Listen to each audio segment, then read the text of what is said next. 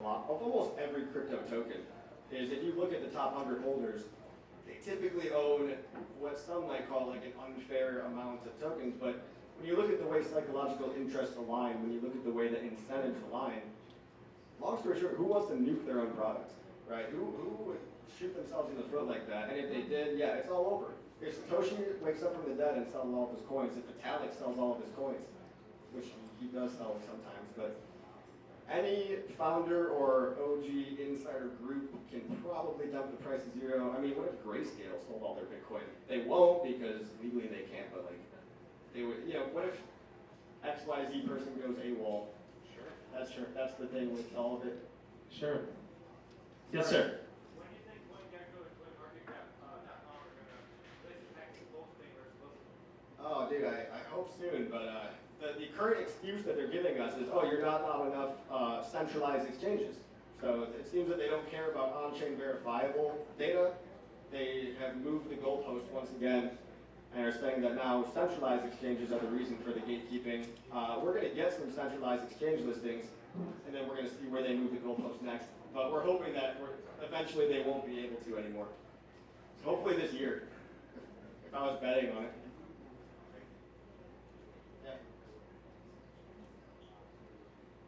Any Pulse Chain mafiosos out there that want to chime in? Anyone? It's okay. What about the movie? We're listening to Sure. What's the on-ramp? Like, what can you swap? Great question. Yeah, so bridge.pulsechain.com is the primary bridge from Ethereum into the land of PulseChain. It's just, you can think of blockchains like different countries, right? The land of Ethereum, the land of PulseChain. Bridge.pulsechain.com. The primary DEX is app.pulsex.com. We are building new fiat on-ramps, so you can check out 0xcoast.com. That actually lets you link your bank account. You can wire transfer. You can do Revolut, Wise, even Ethereum stablecoins. And you can mint tax Pulse, PulseX directly into your wallet. They don't even hold the keys. It's more of an on-ramp than an exchange. And like I said, we're working with hopefully banks, hopefully Unlimited, and many more existing fiat on-ramps in the near future. Yeah, so you can bridge in Ethereum, and as a first-time user, you actually automatically get 1,000 free Pulse to pay for your first gas transactions. So with that Ethereum, you can use that to make your first purchase a PLS purchase. We've got tens of billions in ETH PLS liquidity, so you shouldn't have any slippage there unless you're a big kahuna. But yeah. Yes. Hey Matt, so for context, I went through your Hex Mastery course. Oh, thanks. That's awesome. Great course, by the way, for the YouTube channel. Oh, yeah. And the one thing I remember I learned from your course is you're very big on no shiny objects if you're a long-term holder. Yeah. And you're very big on like the majority portfolio, you want to be sharing this. You're Sure, yeah. You're very deep in full chain. How do you reconcile shiny object syndrome of seeing something like, Solana do a run up from $10 to $200, and you sit tight holding your bags in Pulse Chain, but then you go, man, if I just put all that money I have in Pulse Chain in Solana, run up to 200, sell it, Sure. and then take that and buy a Pulse Chain because you believe in Pulse Chain long term. Sure.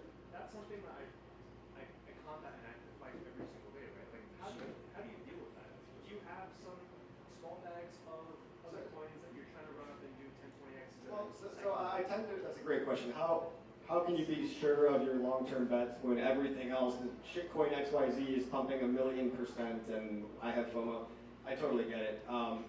It's easy to say in hindsight what the winners are because we have, it's called survivorship bias, right? So it's easy to, there will always be something that you didn't participate in. Over the 9 or 10 years I've been in crypto, you have to be okay with missing a lot of things because you can't predict the next random, like out of every Dogecoin, Shiba, dog with hat, there's 3,000 or 4,000 coins that you never ever hear about because they died forever and everyone got wrecked. So, how do you reconcile with that?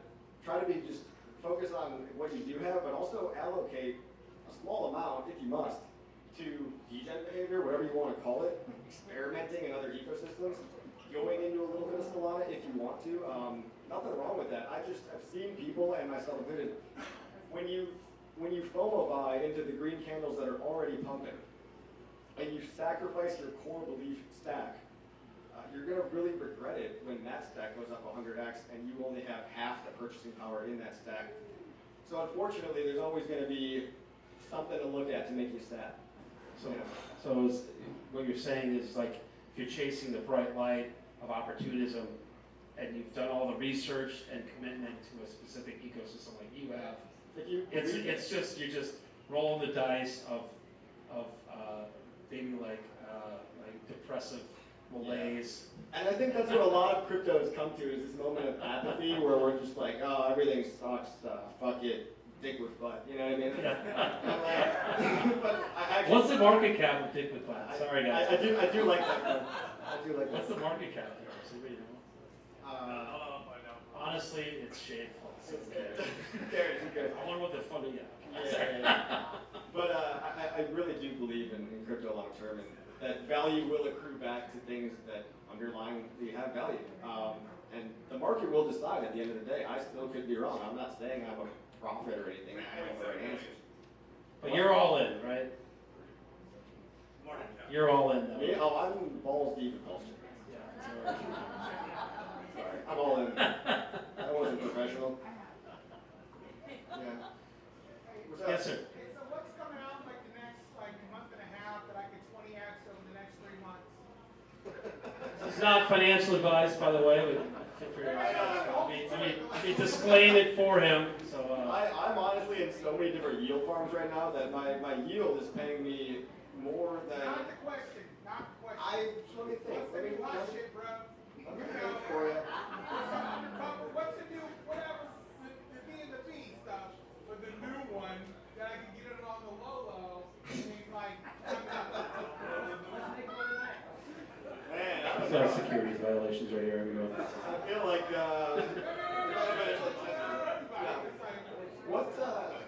there's nothing that I'm particularly excited about, other than the coins I'm already holding. you're not buying anything right now? Right, currently at this point in time, it would be more probably INZ token or like something along those lines. I haven't. What is the last thing I bought? Dude, well, you and I were pretty good on, but we did a different chain, actually, next time. Oh, yes. So we met a founder of a coin here, and this is totally not Pulse Chain, but Yeah, but they're actually. yeah. But it's just like AYB in the house. It's like we're like Yeah. the original OGs in that. Yeah. That's a different Shout out to Chris. house. Third Dubai right now. Nah. Little large. Swimming. Swimming in Dubai. That's right. Any more questions? Allison, by the way, is this typically how long Cater goes? I don't know. Anyone? Allison? Does Cater usually go this long? I don't know. Okay, that's all right. There goes on. Time to his better half, y'all. Okay. Yes, okay. Yeah. Anybody else? Yes, sir. Talk about the movie. Wasn't there a movie about Richard Park? Oh yeah, there's a Netflix documentary. No, not Netflix. Sorry, Amazon Prime and Apple TV documentary called thehighestofstakes.com. Go watch it. It'll show you all the controversy, the good, the bad, the ugly. It's called thehighestofstakes.com. Filmed by a 5-time Emmy award-winning production company. It's available on streaming. It was available on the Arab Emirates Airlines for all the people flying to Token 2049 Dubai. So that was a lot of fun to see that. You know, I hope Arthur Hayes is talking about it right now. It's a documentary that's not like a lot of other crypto documentaries. It tells a story and it pulls at your heartstrings about, again, the good side of crypto and then the FOMO side and then the people that do lose money. Not everybody is a winner in crypto, except over a long enough time scale in the right things. So it's like the whole kit and caboodle, from the rooter to the tutor. Yeah. All right, hey, bro. Hey, let's just you plug yourself, and then we'll all, join in applause here. Sure, yeah. Follow me on do some match showing right here. Crypto Coffee 369, Twitter, YouTube, wherever. Talk to me after this if you want to work on stuff together. Thanks for All coming, right, guys. everybody. You guys are great. Round of applause for that. All right, guys. Thanks.